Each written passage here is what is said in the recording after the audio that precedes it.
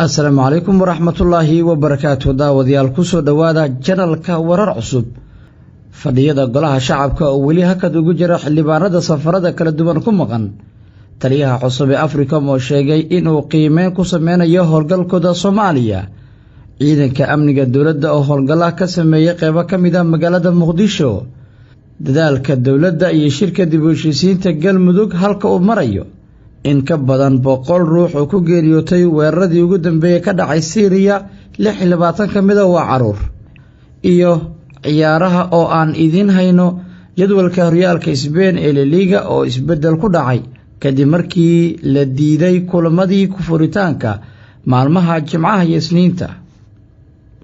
haddii janaalkan uu kugu cusub yahay fadlan subscribe sar riix gambalaalka si aad u hesho wararka oo aad u noqoto qofka ugu horeeya macluumaadka wararka uu soo gaaro. xildhibaanada golaha shacabka ayaa fadhigii ay ku yeelan jireen toddobaadka 3 maalmood waxa uu hakad ugu jiraa mudanayaal ka maqan fadhiga qaarkood waxay raaceen wasiirka koowaad xukuumadda Soomaaliya Xasan Cali Kheyre halka kuwa kalena ay ku maqan yihiin deegaan doorashadooda gaar ahaan deegaanada Jubbaland.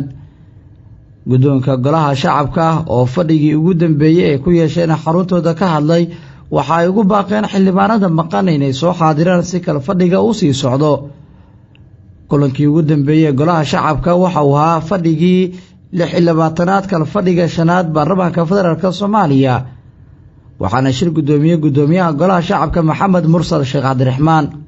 xildhibaanada ayaa la horgeeyay sharciga wadooyinka waxaana jira shuruuc far badan oo baarlamaanka hor yaala taa beddelkeed waxaa kulamada joogtada yeelanaya gudiyada joogtada golaha shacabka baarlamaanka federaalka Soomaaliya si ay u go'aamiyaan kulamada qaarkood. golaha shacabka waxaa hor yaala kulamo xasaasi ah oo haddii ay soo laabtaan ay kaga hadli karaan fadhiyadooda waxaa ka mid ah isbeddelka dhanka amniga caasimadda cabashada dowlad goboleedka Jubbaland shirarka dib u heshiisiinta deegaanada Galmudug guddiga arrimaha dibadda golaha shacabka oo iyana cabasho ka wada warkii dhawaan laga qoray dowladda Qatar iyo qodobo kale oo xildhibaanada qaar doonayaan in fadhiyada lagu daro sida ugu dhaqsiyaha badan.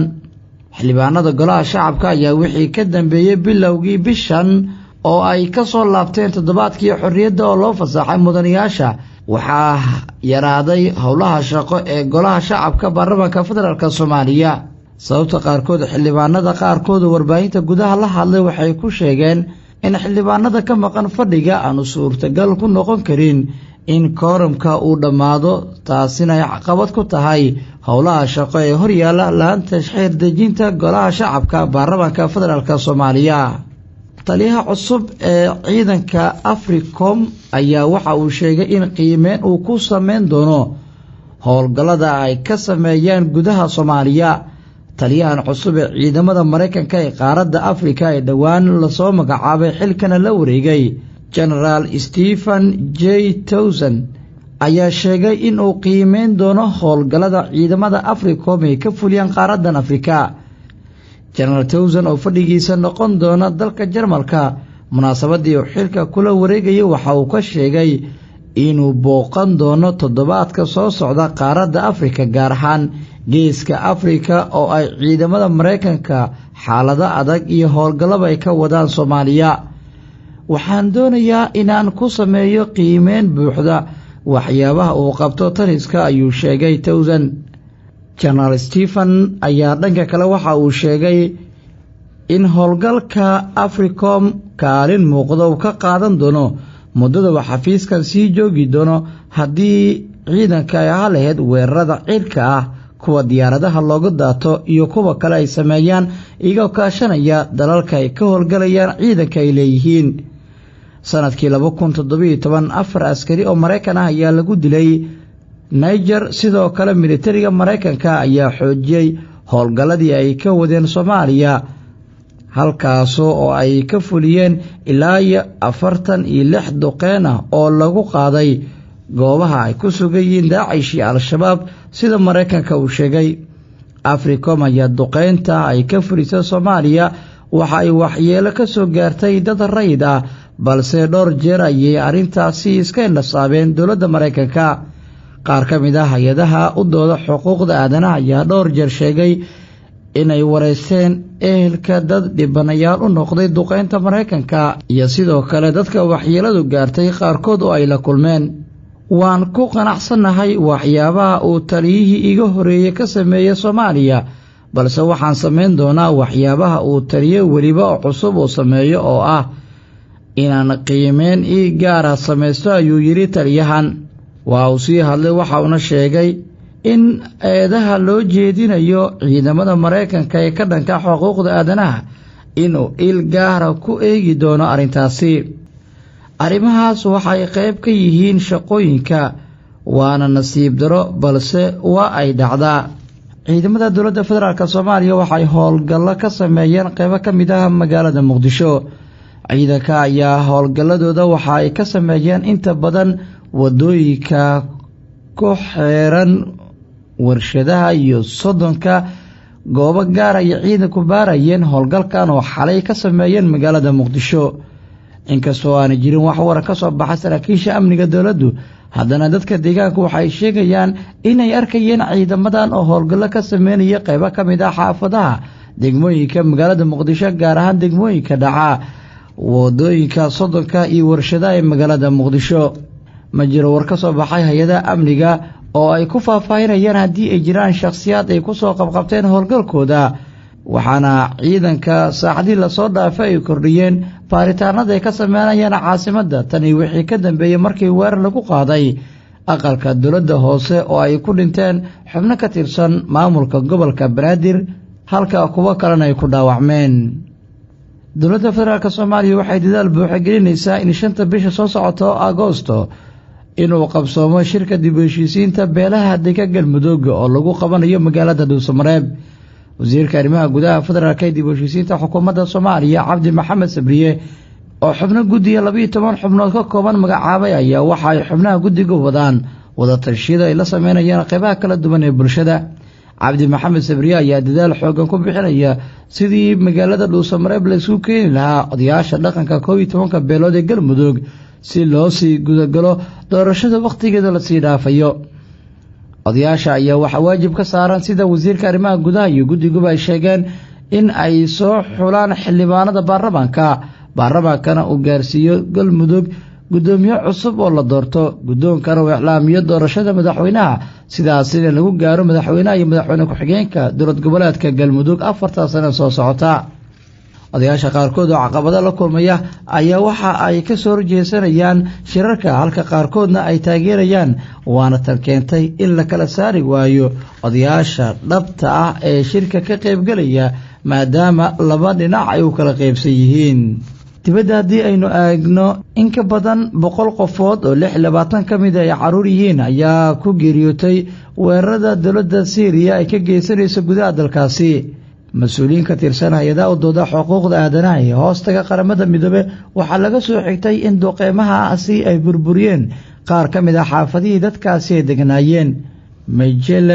Bachelet ayaa sheegtay in weeraradan lagu qaaday isbitaallo, iskuulo, suuqyo iyo foornooyinka lagu hagaajiyo rootiga oo ay badi dadka shacabka ay ku kulmaan.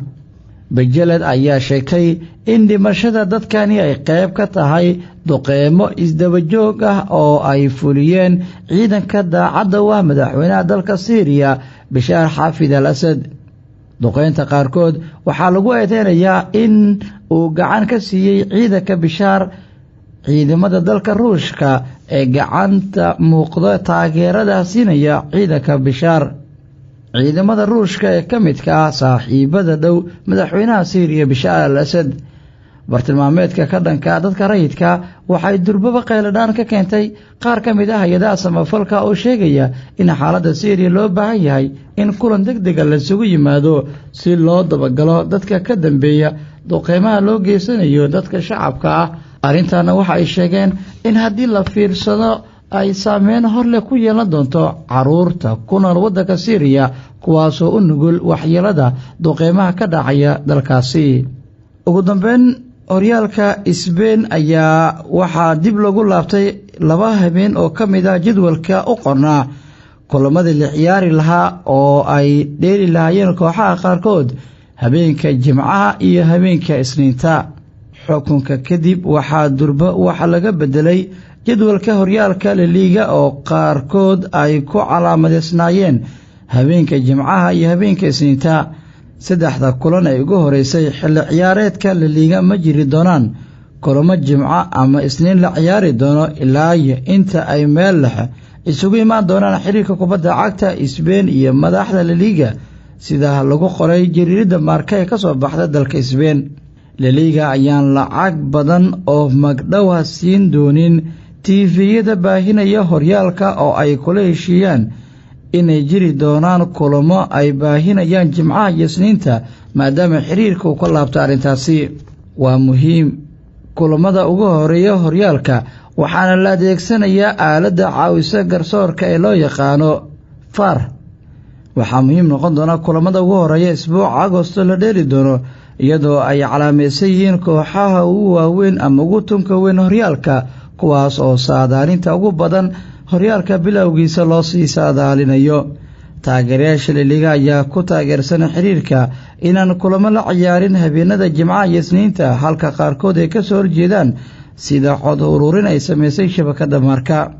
La Liga ayaa doonaysa in haddii ay xal gaari waayaan iyaga iyo xiriirka kubadda cagta Spain inay ku dacweeyaan maxkamadda sare ee isboortiga. kulamada isbuuca ugu horeeya ee horyaalka La Liga uu bedelka ku dhacay waxaa ka mid ah kulankii la filayay in xilli ciyaareedka lagu furo kooxaha Athletic Bilbao iyo Barcelona oo ku ballansanaa Jimcaha laakiin waxaa haatan laga dhigay maalinta Sabtida oo ku beegan 17 bisha Agoosto. sidoo kale maalinta Sabtida waxaa loo raray kulankii dhex mari lahaa Real Mallorca iyo Eibar halka Real Betis iyo Real Valladolid kulankooda Isniinta la keenay maalinta Axadda. arrintanna waxay qayb ka tahay jadwal bedelka ku dhacay xiriirka iyo xilli ciyaareedkan furitaanka ciyaaraha kala duwan gaar ahaan habeenada Jimcaha iyo Isniinta oo kooxaha qaarkood u kala qornaayeen. warkii xilligaana waa naga intaa wixii soo kordha waad maqli doontaan. haddii channelkan uu kugu cusub yahay fadlan subscribe saar sidoo kale gambareelka riix si aad u hesho muuqaalada degdega oo aad u noqotid qofka ugu horeeya ee hela muuqaalada. waad ku maasan tahay la socodka warkeena.